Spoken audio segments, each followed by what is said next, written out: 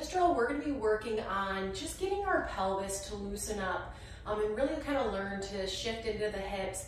You're gonna feel a little bit of stretching and maybe a little bit of muscle activation on this as well, but this is really about kind of greasing up the hips and just getting some movement. So we are going to lay on our side with our feet flat on the wall, our knees at 90 degrees and our hips at 90 degrees, okay? Once you're there, what we're gonna do is relax your head down, either put your arm or even put a pillow under your head, but we wanna think about our feet being super glued to the wall, meaning they are not gonna move, and then using the least amount of tension possible, I want you to just think about your pelvis starting this and just gently rolling forward so you feel your knee slide forward. And then, once again, it's starting at the pelvis here. It's gonna roll back and your knee's gonna get pulled back and you're gonna keep it kind of touching the bottom leg. And then you're gonna roll forward and roll back. Super loosey-goosey here. Feet are staying flat on the wall. And once you get the hang of that, all we're gonna do is add the breath. And you can either inhale when your knee goes forward or the opposite. You could inhale as your knee comes back. Just whatever you choose to do, make sure you're doing that when you flip sides. So on this one, I'm just gonna inhale as I reach forward. Exhale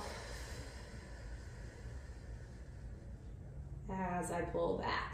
And you're trying to get your inhales and exhales to kind of start and stop with the movement. So meaning, as I inhale, I'm gonna keep inhaling, and right as my inhale's ending, so is my knee sliding. And then I start to exhale, and I'm gonna keep exhaling, and as I exhale and it ends, my knee can't go back anymore. So you just kind of wanna time it up. Easy breath in,